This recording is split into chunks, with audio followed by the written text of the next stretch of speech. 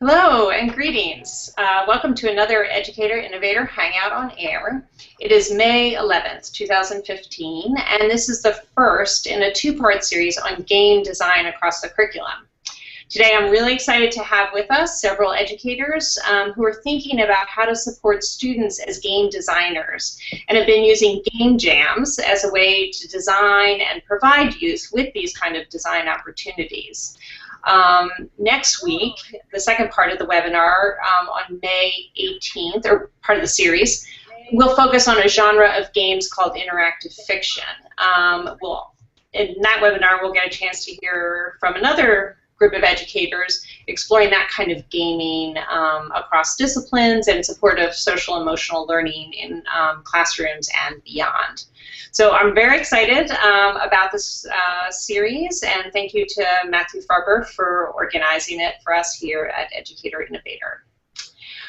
So I'll introduce myself first. I'm your host today. I'm Christina Cantrell. I'm from the National Writing Project, and I'm really excited about today's focus on students as game designers themselves, and also to learn more about this idea of the game jam. There's in the published blurb that Matt put together, actually, game jams are described as being like hackathons, where designers are tasked with creating games in a short period of time based on a challenge or a theme. In October of last year, I know there was a game jam at the White House, and our colleague Chad Sansine wrote about it at Educator Innovator. We'll post a link to that. And then more recently, Matt wrote a blog post about game jams in the classroom. So we're really excited to learn more about that and to hear from this group of educators that have convened. So thank you all for making the time to be with us. I'm going to ask you all to introduce yourselves, and I'll go from left to right on my screen. So let me see. Kevin, can I ask you to introduce yourself first? Sure. My name is Kevin Miklasz. I'm the assessment specialist at BrainPop, and I've also been the lead on the Movable Game Jam initiative, which is a New York Hive project, and I'm based in New York City. Great. Larry, do you want to go? Yeah, hi, I'm Larry Cocco. My day job is I'm the Director of Educational Technology for the New Jersey Department of Education. I'm also the co-founder and director for Games for Ed, which is a group that we founded to help further the use of game-based learning in schools across the country, and we'll talk more about that later. Great. And Matt, your turn. Skipping Steve? It's in different order, depending. Oh. Everybody can see different order, so. Oh, okay. There was a game I was missing. Yeah, exactly. It's a test. Oh, it's a pattern. So I'm Matt Farber. I teach middle school social studies in New Jersey. I wrote a book, Gamify Your Classroom, Field Guide to Game-Based Learning, which is here. And basically the book aggregates and puts together all of the initiatives, or not all, but a lot of the initiatives in the game-based learning space, and it's a practical guide of how to implement it into a classroom, which seems to be good timing because there was the Games for Learning Summit, which many of us attended in New York City, and now there are even more books coming out on the topic, so I'm glad to have a bit of a how-to guide in there. Excellent, great. And to Steve. All right. My name's Steve Isaacs. I teach video game design and development at a public middle school in New Jersey, William Annan Middle School, and I've also developed and teach an online version of the class for virtual high school. And with Larry, I'm involved in the Games for Ed initiative as the pilot program and research group lead. So as Larry said, we'll talk more about that as well. Awesome, great. Wow, what a great group, so thank you very much. And if you're watching us from the Hangout this evening on the Educator Innovator blog, we really encourage you to jump into the chat room that you'll find there. You can post questions, make comments, and my colleague Luke Kukoma, who's behind the logo there, is watching that chat, and we'll bring any of those to our attention so that we can bring them into our conversation here today. So without further ado, why don't we get started? I believe, Larry, you're going to kick us off here with... Yeah, why don't I start my screen share here. Hopefully it'll work the way it did before. And let's go here. All right. Can you see that? Yep.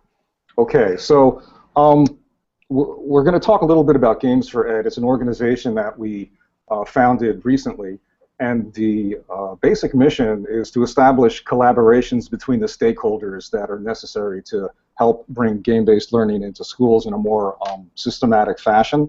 And that includes educators, researchers, game developers, publishers, and policymakers. And we, the question is, why are we looking at game-based learning? And the research shows that you can really get a high degree of student engagement, you can get deep learning in using games, and you can also embed assessment into game-based learning so that you're not doing a standalone assessment where you're stopping education and stopping the learning process in order to stop and say, okay, fine, what have we learned? What we're hoping to do is to get a more effective process where learning and assessment are blended into a real-time experience, and you don't have to stop to assess what's already been learned by the student. So we met in January in our organizational meeting. We had over 25 representatives from all sectors, and Steve was there also. He might talk a little bit about that. And it was an excellent meeting where we decided and came to an agreement after a whole day of meetings is that there are basically 5 areas that need to be explored in order to expand the use of educational games in an effective fashion. There needs to be an easier way to evaluate if games are good for education. We need sustainable models for developing, deploying, and using games in the classroom. Many times it's a grant-based funding, and the games are used for a semester or a year, and they go away. And we want to figure out what are successful models to make that happen on a more ongoing fashion. And we need more research to improve games and game deployment, and that's going to tie into a little further. I'll talk about how we're hopefully going to be developing pilot programs across the country that will bring researchers, game developers, and schools together to further that goal. And Steve can talk about that a little bit too, as he is chair of that group and doing a great job. Really important on number 4 there is that games have to work with existing school data systems. You need to be able to import student data into a game in order to get everyone registered and working in the game. And you also need to get assessment data and other performance data out of that system in a way that teachers and schools can use that effectively to track their students' learning. And the 5th area was assessment of learning goals, both content and 21st century skills. And again, I'm sure many of you have heard about the debate sweeping the country about using high-stakes testing and standardized testing in schools where some folks feel that there's too much testing going on. And that's something that we want to look at and turn assessment into a simultaneous experience with the learning process so we don't lose all that instructional time. So I wanted to talk a little bit about the Games for Learning Summit because that was a recent development. It was held here in New York. I'm in New Jersey. It was held in New York City back on April 21st. And it brought together about 250 educators, game developers, folks from the U.S. Department of Education, non-government organizations, other stakeholders, all talking about how can we effectively increase the use of games in education, how can we get the collaborations going between the different stakeholder groups in a way that makes sense and that achieves all the goals that educators, students, and parents have for their students. Now, I took this from U.S. Department of Education homeroom blog post, and the link is right there, and I'm hoping folks can click on that and get to it. But this was from their blog post about what they're hoping to see happen after the Games Summit. So how can we help one another to use games to fulfill educational needs in the classroom, and how can we put the best interactive content in the hands of students? And Steve and Matt will be talking more about that, and don't miss the webinar next week where we will have Sherry and Kay and a few others talking about interactive fiction. It'll be a really rich webinar. So for Games for Ed, we've developed 5 working groups to address the 5 areas that we expressed as being areas of content that we have to concentrate on. So we have the first group that is going to look at developing a game evaluation rubric that will make it easier for game developers to develop games that are useful for education, for educators to help determine whether or not these games match their educational needs, and also for policymakers and district administrative folks to decide if they want to purchase and support the use of games in their classrooms, which games would they want to use. Sustainability, again, as I said before, we're going to be doing research on the successful models that we can find on how you can actually get a game-based learning program going into school. There are many successful models in the country now, and we're going to publish information about how that can be done. Research and pilot programs, we're looking to be the glue that brings together higher education research, game developers, K-12 educators, and policymakers in terms of doing actual research in schools and to do pilot programs to introduce the use of game-based learning, and from that get more research and sort of seed the activity in schools across the country so that we can make the game-based learning uses more systematic in the country. Interoperability, again, can't stress enough the importance of getting data in and data out.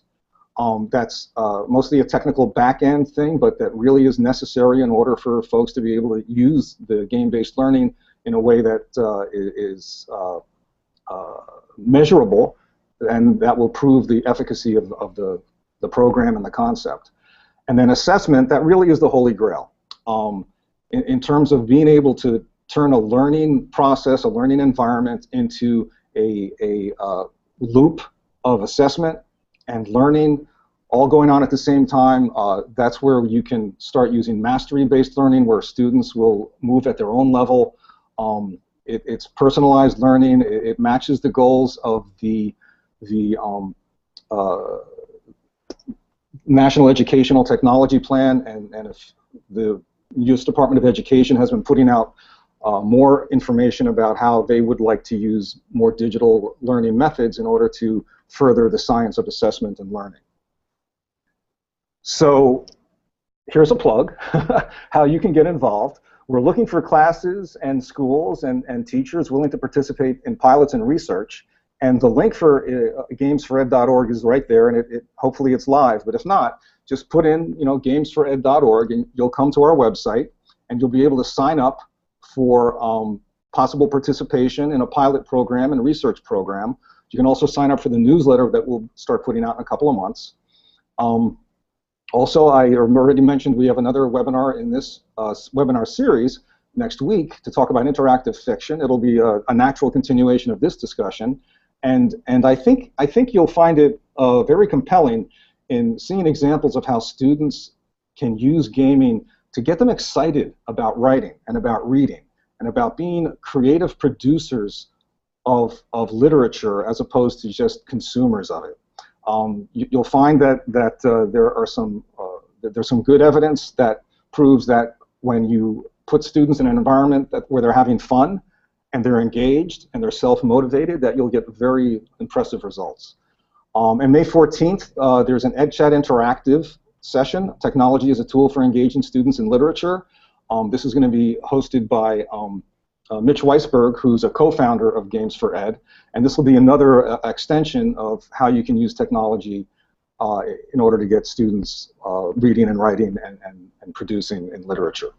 So that's it for my PowerPoint, and I will get away from screen share.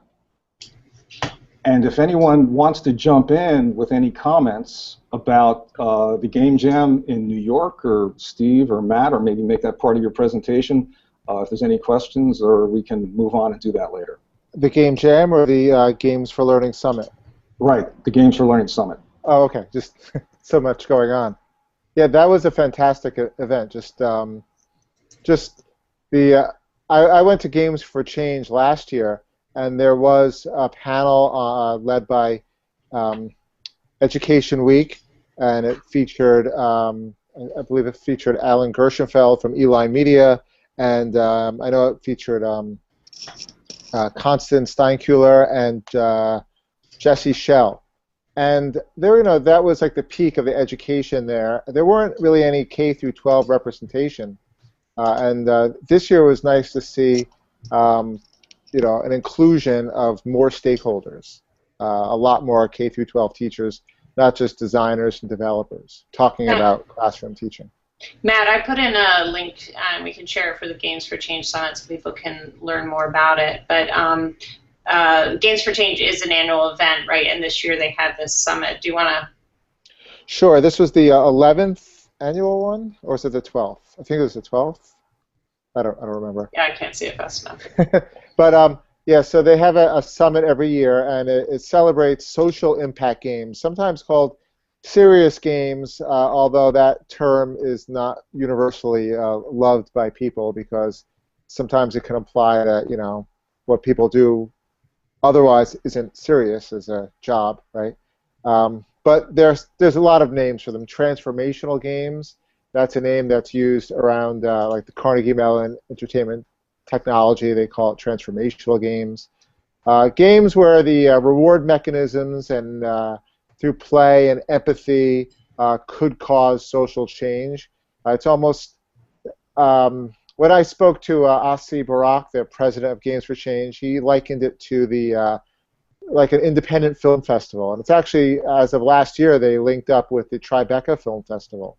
So they're trying to position to celebrate excellent works of not just independent games, but games that move the conversation forward away from just like shooter or action games to what else games can do to change the world, I guess. Great. And then can you tell us a bit about the summit and the Gamehouse Sure. Jam? I thought that, yeah. Yeah, okay, sorry. So that's Games for Change. So Games for Change, along with the ESA, the Entertainment Software Association, is that right? Right. Okay. So the ESA, and many people know them. I know all of my middle school students know them by the ratings on their Xbox and PlayStation games, right? That's the rating. It's not just a rating agency, but it's, I guess, the lobbyist organization and the representative organization of software, entertainment software. So it was the ESA, Games for Change, and the U.S. Department of Education through the Office of Educational Technology and specifically Eric Martin, who is the, what is his role? He's actually an intern, but he's leading their game-based learning initiative right now. But also there was the director of the office, Richard Culata.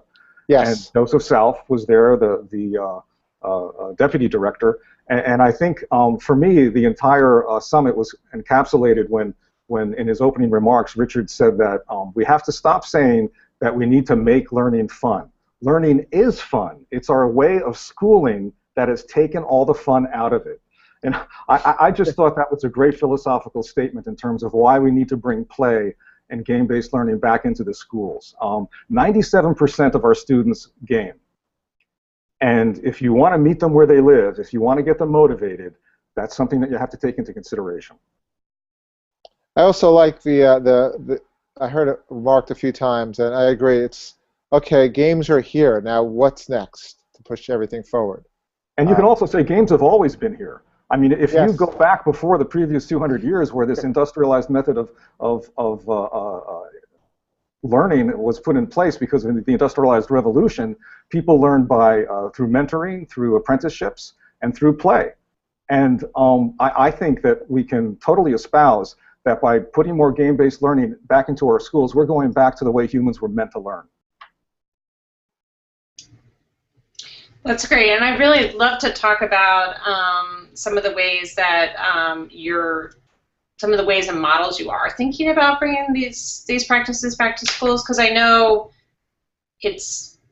we might have a shared philosophy around play and game, but how does that sort of get designed and iterated in a classroom, I think is actually a question that a lot of people are wondering about. And this focus on game jams in particular, I was thinking it sounds like an interesting way to engage students in that process. So, when we also, from a connected learning lens, are really looking at student interest driving practice and student production-centered practices. It seems like that's one of the places where students can actually provide some guidance and lead in some of this work. Is that true? Matt? Yes, I do believe that is true. I could share some slides where I got to that point. That works. Um, let's see if my steps work as smooth as Larry's.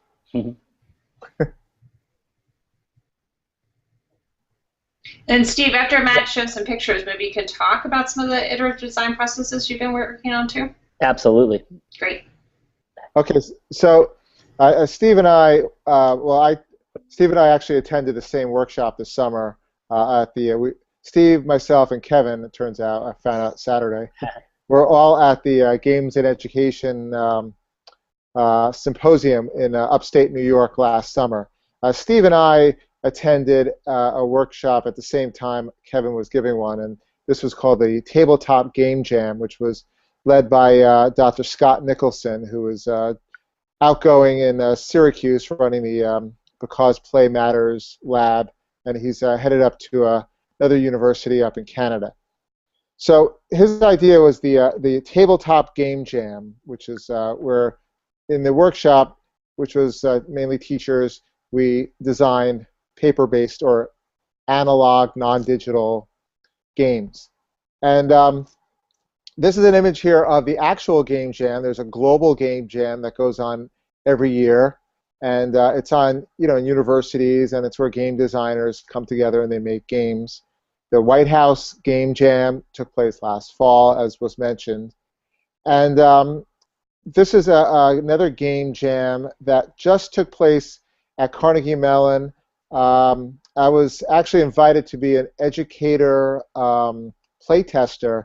However, I had a conflict with a conference I was at.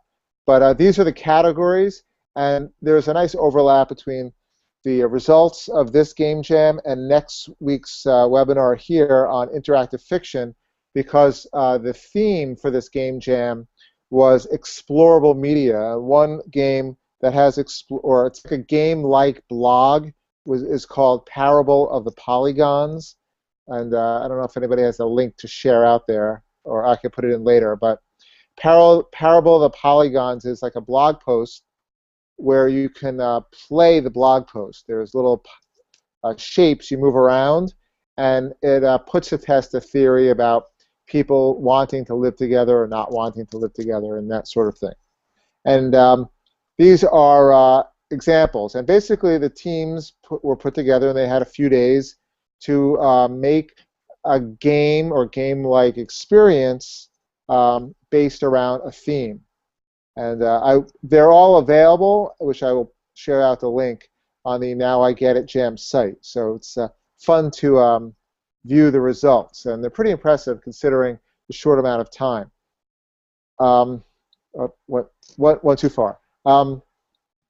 About game jams themselves, and actually I can X out of this really quick since I'm still screen sharing, right? There's one here that is coming up in late May in Los Angeles for board games, so there are board game jams.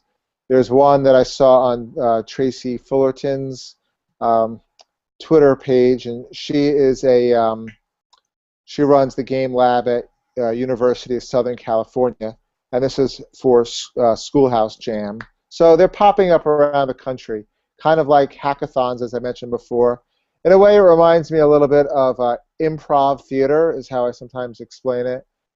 There's also like poetry jams. You get a short amount of time to really get creative. And in my experience doing this with students, I have found that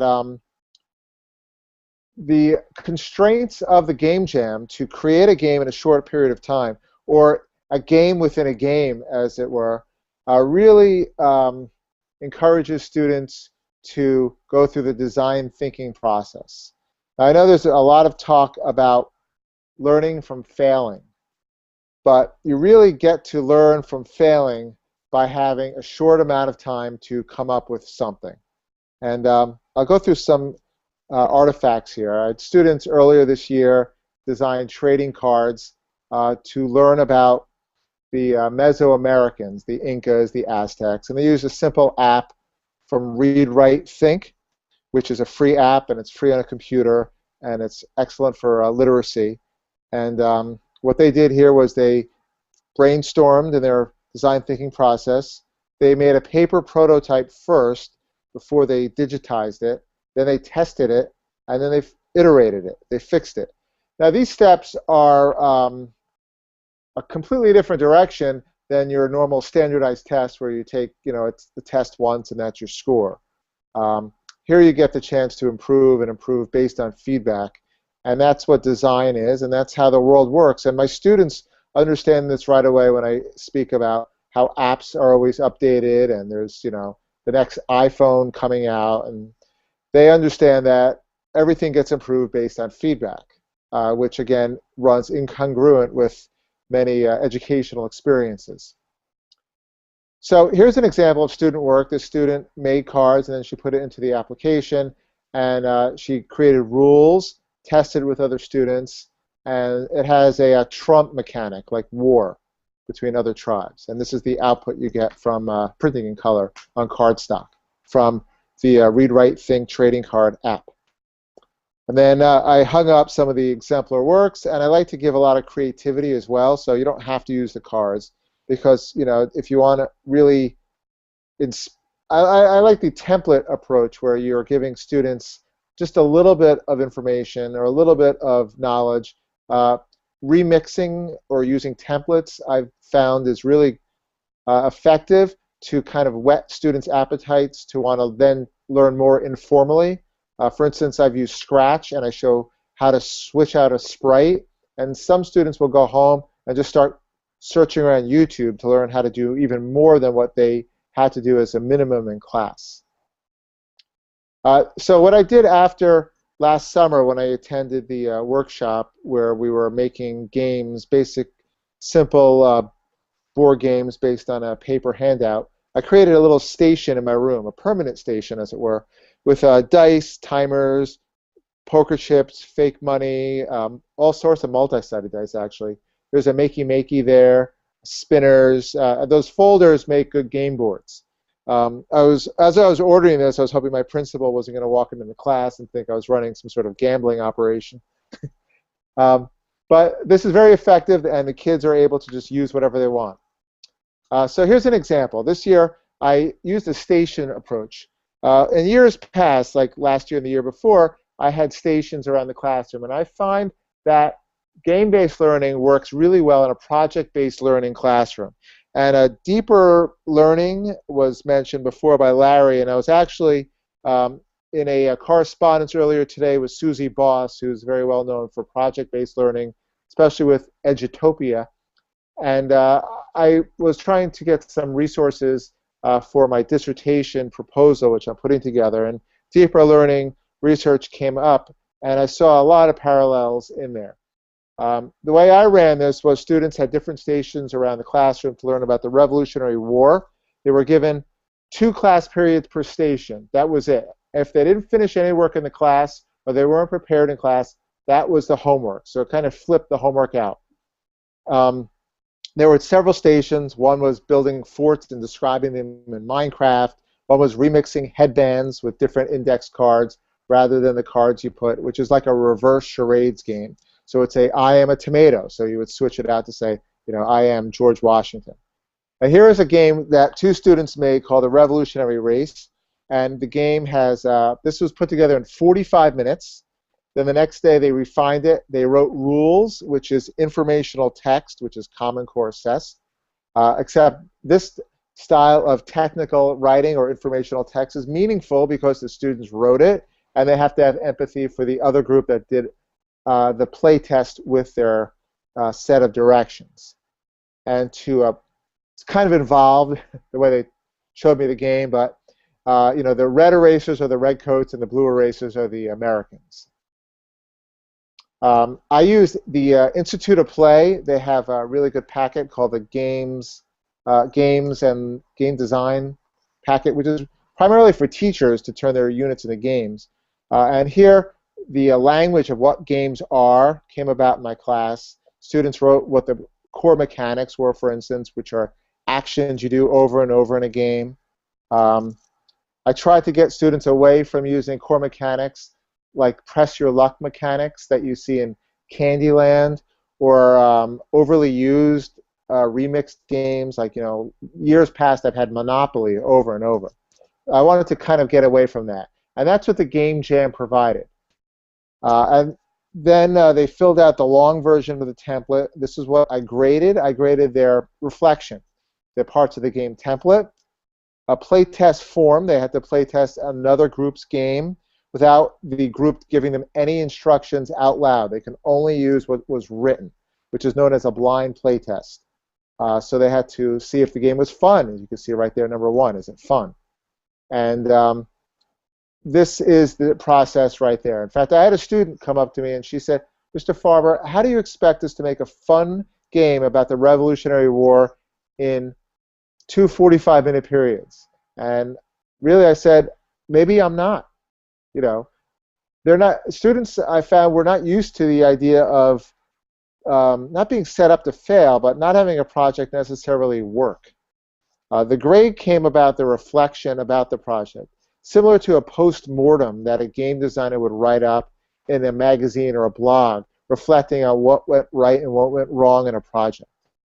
In future versions of this, I would like to move on to something like a developer diary, which is also what professional game designers do, where they really write out the steps to the process. Sometimes they'll take video, and I think that would be a really meaningful way to bring game design into the classroom. I'm going to leave this Game Jam logo up. I have some pictures from a Game Jam I attended that Kevin ran this weekend, but I don't want to just do all the talking, so I'm going to turn it back over. So Matt, we thank you. Those were really great to see. And why don't we go to Steve, and he can talk about some of the iterative design practices he uses in his middle school classroom, if I could talk. And then Kevin, you should share some of that from the Game Jam after him, okay? Oh yeah, then I could run pictures while Kevin's talking. Right. And feel free if you want. I think you have some pictures of this weekend's hackathon, which I'll talk about at some point if you want to show them out. But so iterative design, it's interesting. A lot of the things Matt said are spot on in terms of the kinds of things we do in my class. I'm kind of fortunate in that my 8th grade class is a semester-long game jam, and my 7th grade class is a 6-week-long game jam. So that idea of kids having the opportunity to create, in the 8th grade situation, multiple projects using a variety of tools. But as you had mentioned, iterative design is one of the learning outcomes, that's at the heart of everything we do. So, in all of my classes, kids essentially go through that entire iterative process of, as Matt pointed out, like brainstorming and coming up with initial ideas. In my classes, they generally write a comprehensive design document, which is an integral part of designing a game, in the industry. So they learn about the narrative, the storytelling, the character descriptions, level design, which is often followed by sketches of their levels. And then several points throughout the process, we have checkpoints where we stop and evaluate our peers' games, and that's a really enlightening experience for middle school kids because they have a direction that they think makes sense, and they're the designer, and as they're developing the game, all of a sudden, as they get feedback from somebody else, they really start to understand, and in a sense, I see it as becoming a little empathic because they start to see how others perceive, how others experience the game that they believe is going to go a certain way. So part of that process is, giving, feedback, written feedback, as we're all testing games. And another important part of that is to have kids play each other's games and watch the process. So often, in my room, I'm having to remind kids to button their lips as somebody else is playing their game because the designer always wants to help guide you through the game. And I kind of often use have to explain to my kids that when I go to GameStop and I purchase a game, I've yet to have them put the designer in a bag to come home with me and teach me how to play the game. So they have to really learn that, and it's an important process because again, what seems obvious to them is not always so. You know, one player thinks it's pretty clear to go to the right and talk to this character and do this and do this. Well, if that's a blind spot for 5 players that play the game in a row, that's really important. So anyway, so then they always go back to back to designing, developing, improving. A couple of the critical questions to keep that process easy are I always have the kids provide feedback about what they like about the game they're testing, what could be improved based on what's already there, like how could it be better, and finally, what would you add? It's interesting because they sometimes confuse the what could you improve and what could you add, but they're different things. So that's that's a really interesting process to watch. So it is at the core. But to talk about a few other things, I mean, it's really amazing, and I actually want to back up what Matt said about that iterative process, and I even see my whole grading system as iterative. I'm interested in student learning. I'm not interested in grades per se. So if there's something, if I can give feedback and get in that feedback loop with a student and have them go back and improve upon something, and they often thank me for that advice, which I think is great, then they're continuing on the path to learning. I'm very much not a fan of the test. You got a 60%, so you only know 60% of what you were supposed to know, I suppose, but let's move on. I mean, philosophically, it doesn't really work for me. So I'm glad I found a place where I can structure that differently. And then if I could talk briefly, I just have to share this amazing event we had this weekend. Was the first of its kind virtual reality and augmented reality hackathon geared towards middle school age students. It took place at the Bergen Makerspace, and if you can show some of those pictures, Matt, I don't know if that'll be easy enough. Oh, it's easy. Cool. We had just an amazing event, and so hackathons tend to be these marathon sessions of like 24, 48 hours or what have you. We scaled that to be a 12-hour event for kids in grades 5 through 8. I think I mentioned it was at the Bergen Makerspace, which is an amazing facility, and kids were solving real problems in groups, given, like Matt said before about that game jam model, a limited amount of time. And it was, I mean, there's in fact, that student you just saw, I think she's actually in the chat, Isabella, and I'm glad she's here.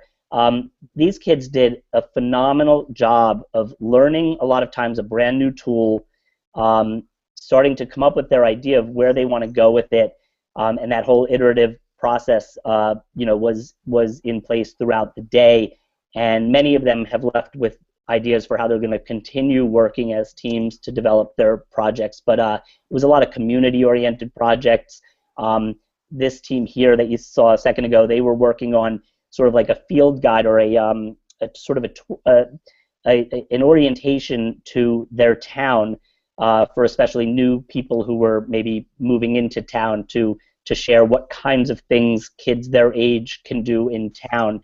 And they were using Playing Mondo, which is a location-based development tool, which is pretty amazing. So, it works with GPS and all of that. So they were creating, just this tremendous game, and other kids were creating things with, Minecraft and the Oculus Rift, and that's the Google Cardboard was there. People were playing around with that and all. And it was just tremendous to see kids that age just so excited about learning and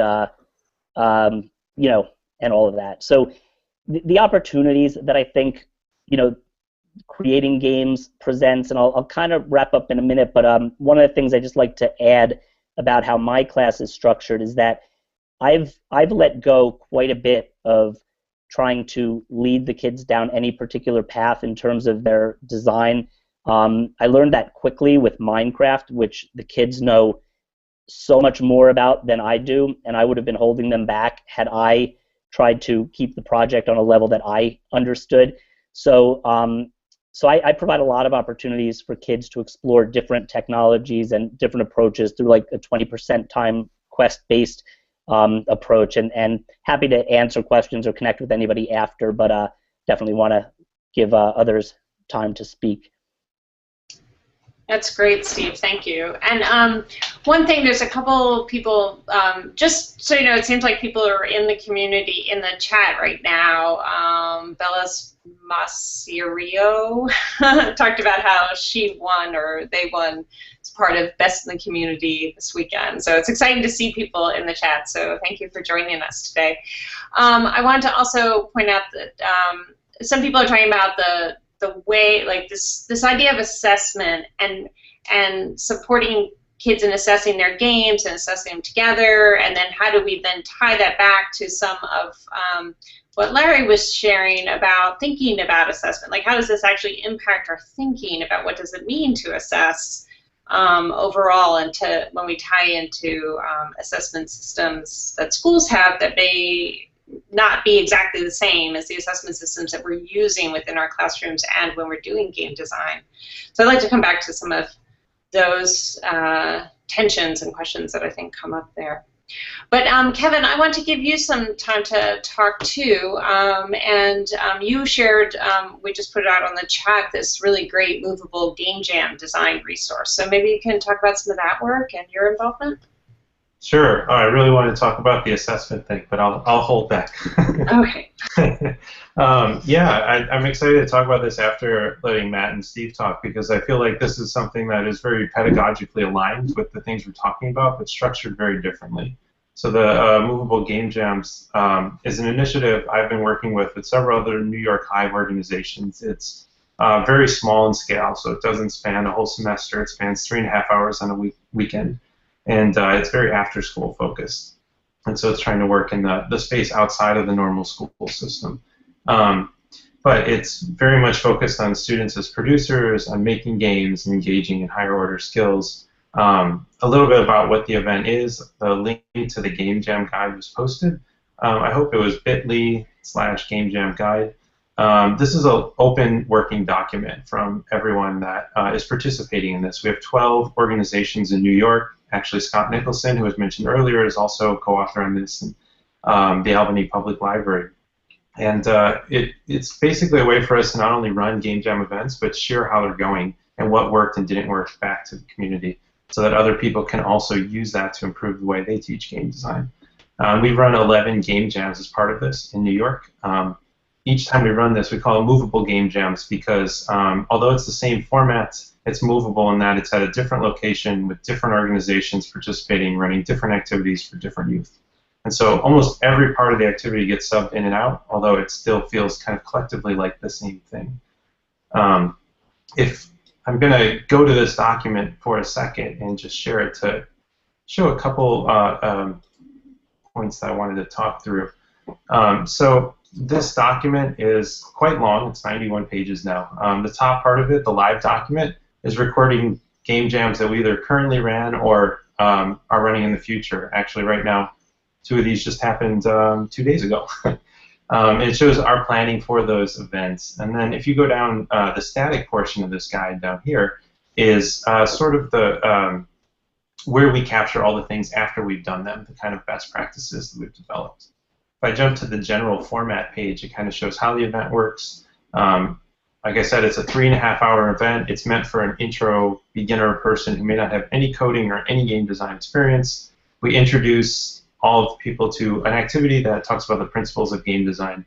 But the main part of the event is really here right in the middle. There's an open design time where there are 2 sessions where kids can go to one of 4 stations and choose different. They can still customize their path within the Game Jam event. So they only have time to explore 2, and there's four stations, so they can really make it something that works for them.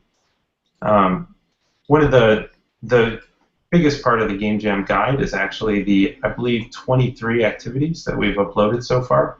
In each of these, we upload a description of what we did so somebody else can replicate it. We also upload a reflection of how it went each time we run it.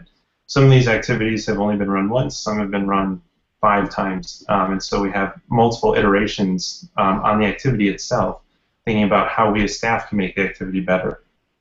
And a lot of the activities are about helping students make something better, so it's kind of meta iterations, I guess. And then at the very end, we have reflections from our staff, where we, after each event, get together and talk about what worked, what didn't work, as a way to kind of assess how this event went for us and how we can make it better in the future. And that, again, is all recorded in this document, too. Really, I guess I'll put in a plug for this, too, and then I'm happy to address some questions. But you know, we have an open call for participation right now. I'm very excited in talking to Matt and Steve about ways that we might be able to do something. Basically, if you're willing to run a game jam, or you are running game jams, or you're doing something like game jams, and you are interested in sharing what you're learning out more generally to anyone who wants to know it, we're happy to have you be a part of this and to share your knowledge to this document. That's the kind of brief summary of what we've been working on. I could show some fast, Kevin, I could show some quick pictures too. But yes. You have some from the event this Saturday? Yeah, I'll just screen share them really fast while you're speaking. I push the right buttons. Okay, see it? Yes, that's our flyer. That's how we do it to get in. Yeah. Actually, okay. So yeah. So here's the library. Here's the warm up, right? Yes, this was the interactivity. They were designing a game with their hands, feet, and paper that had to be played in this room and achieve the goal of getting the most points. And so it was a very quick, non-digital way for kids to engage with the system of their game and think about how all the parts related to each other. I think there's some play testing going on in the room there. Yeah, I think you have to get into the way, right? Yeah, a lot of the kids were complete strangers. They just kind of sat down at tables next to each other, and the idea of working on this game together really just always brings kids together. So can I wanted to share just on that note about the kids being strangers. I wanted to note that someone in the chat said the most fun about creating a game was the bonding aspect you have with your team and the fact that total strangers become friends in a matter of hours. That was a comment that came through. We definitely see that all in our events, and we actually do very mixed age events. So we say our events open from middle school through high school, and if you look through these pictures, you'll see there's some 4th and 5th graders in there, and there's some juniors and seniors in high school. And when they're working together, and when you've set up the right environment for collaboration, that's, I think, when you get some of the best learning. That peer-to-peer mentoring is really going on. Another comment came through. I believe from a teacher who talked about how relationships in the classroom flipped through doing working with students to create literacy games in Minecraft, and how this person became a learner very quickly in that process too.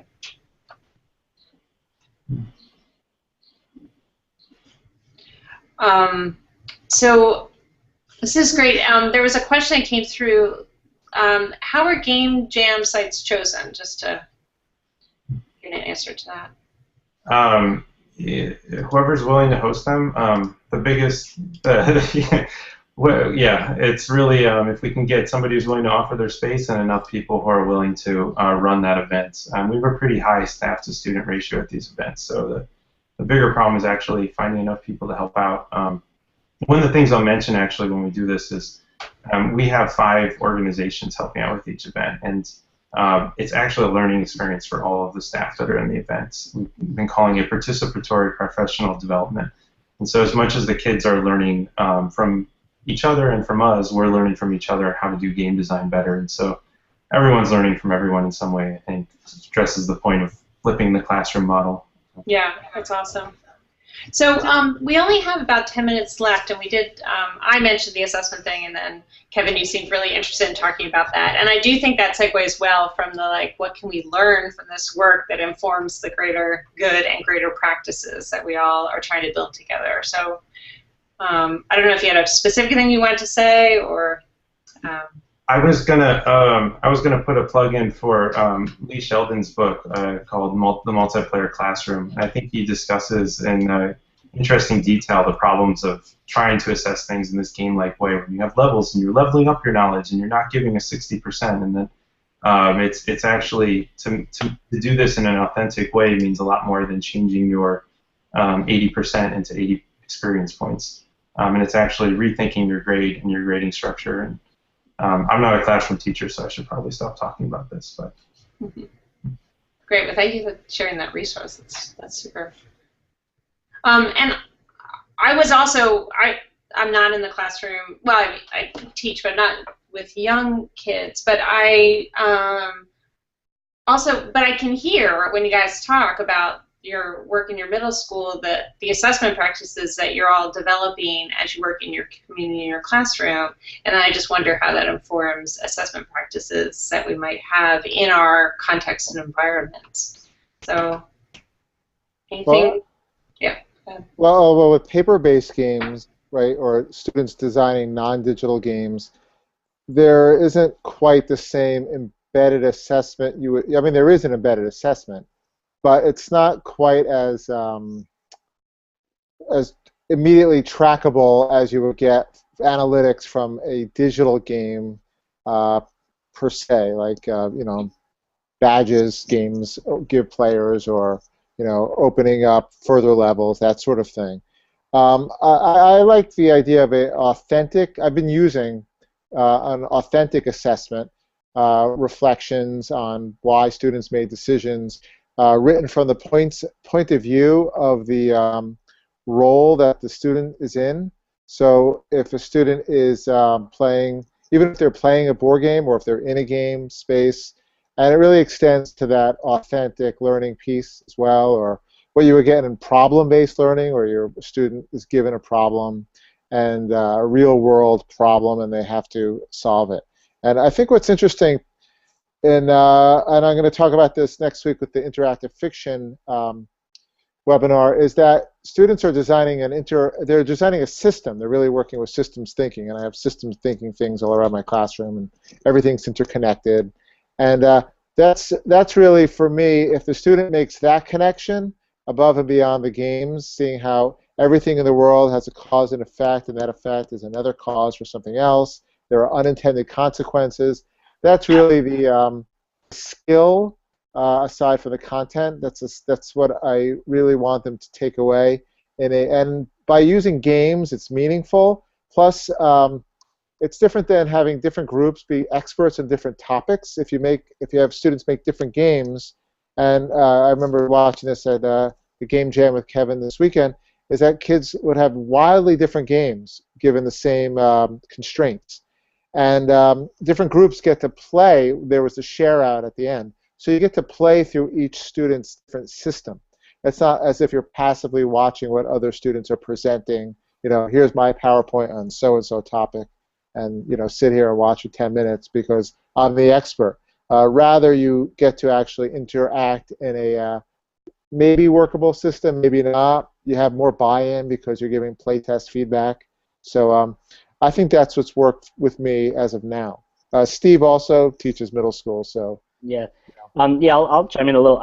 I said before, and I'm such a fan of student reflection as a form of assessment. It's a great formative assessment, and it provides kids with that opportunity and the teacher to have that dialogue that keeps pushing boundaries a little bit and getting at the learning. If my students can explain to me what they're learning in a manner that demonstrates that understanding, then I know we're getting somewhere. So I use 3D Game Lab, which is a quest-based learning system, and when kids submit a quest, there's always a reflective element, and that's where, if I need to draw them out further, I can do that. So it's almost like that one-on-one conferencing that gets to happen while I'm assessing their understanding and their work. So to me, that's just great. And like I said before, I'm really interested in student learning. Assessment is has its place and is important, but it's the learning that I'm getting at. And if I can keep a kid moving further down that path, I think the assessment is inherent in that. When I did the Revolutionary War games, one of the constraints I gave in the Game Jam was to not make chocolate-covered broccoli games, So the students had to make mechanics or game actions that actually had to do with what they wanted to bring across as a message in their game, and that part was part of the reflection piece too. Not just games for game's sake, which is something I wanted to bring across to students also. Well, I think it's really important to, that's great, and what Steve said about, this focus on student learning. And so, Larry was talking about how, there's these data systems, and we're all thinking about how data in and data out, how that supports the learning process. And it strikes me, it reminds me of John Seely Brown talking about, the player themselves having their own dashboard and being able to assess their own learning and really being an agent, being able to assess where they are, where they're going, and to be supported in that process. But that it's, the data is owned by the person creating the data themselves, and then that's shared and, sort of becomes part of a larger conversation. It just was sort of making me think about that. And the power of that, and really focusing on the learning at the core of it. So. Yeah, John Seely Brown is actually the reason I'm here right now. I really got started on game-based learning years ago when I watched a webinar with him where he said that he would rather hire a high-level World of Warcraft player than a Harvard graduate, because a World of Warcraft player has learned all the 21st century skills, collaboration, problem solving, synthesizing data and coming to conclusions that he would want in a high-level employee. So that launched me in my research, and I just want to echo everything everyone said here about the ability of game-based learning to personalize learning for the student, to build those critical thinking skills, to build that grit and perseverance that our students need to be successful in the world, by giving them an environment where they can successfully fail, is a term I like to use, where it's safe for them to fail and they learn how to overcome those obstacles, and to get the work ethic where if they keep banging at a problem, they'll eventually find a solution. And it gives them a safe environment to do that. And they're collaborating with their peers. They're building those relationships. They're learning how to work collaboratively, not only virtually but in person. And it's a really important process, especially when I heard before talking about how it became flipped, where the learners are the teachers. I mean, I picked up this Chinese fortune cookie this weekend, and I'm going to work this in here. It says, I hear and I forget, I see and I remember, I do and I understand. And when I got this at the Chinese restaurant, I thought to myself, oh my God, that is what we're talking about with game-based learning. You give them a safe opportunity to virtually experience the world, come up with their own solutions, personalize their learning, build the assessment into their learning experience, and you're creating a 21st century learner and someone who's going to be successful. Excellent, Larry. Thank you. Led by the fortune cookie, I want to open it up for final thoughts, and we only have a couple minutes, and then we didn't get to all the questions, but thank you for all of you who are participating in the chat. We are going to be archiving this at educatorinnovator.org with all of the links that you guys shared, and so it'll be a great collection, and we encourage you to come back next week at the May 18th webinar for more about interactive fiction and games and learning. So any final thoughts for the good for the order before we wrap? If I could just quickly, Larry was talking about the Games for Ed initiative, and really the big idea behind that is we want to help make it easier to get games in the classroom, and that's a big component of my group with the pilot programs. So if you have interest, especially after hearing us today, or if it's one of these things where you haven't had the opportunity or known how to go about the process, now with the Office of Educational Technology and the Department of Education so strongly behind games in the classroom, it's really just an awesome time. So check us out at gamesfored.org and let us help you to get involved. And I have a final thought also. You know, when I was initially writing and researching my book last year, I found a connected community. You know, I also relied on a connected learning community. But everybody I've spoken to, literally everybody, has been very helpful. So I encourage people to look through the Game Jam guide. It's a fantastic resource that Kevin and many others have been putting together. I'll just throw in one quick comment that I think was very exciting to see this webinar and to have a conversation about how to make games for kids, but how to make games with kids. And I think that was a very great frame of reference to be talking about. Very exciting to me. Yes, yeah, very exciting too. So thank you again, Matt, for... Oh, I'm sorry, Larry, go ahead. No, I agree with everything everyone said. I already had my piece, so we're already over time. But thank you so much, Christina, for giving us this opportunity. And any questions, please send us an email at the website. Great, great. And thank you, Matt, for organizing all this, and for all of you for making the time, and looking forward to much more ahead. Thank you. Thanks, everybody. Thank you very much. This was great. Thanks. Yeah.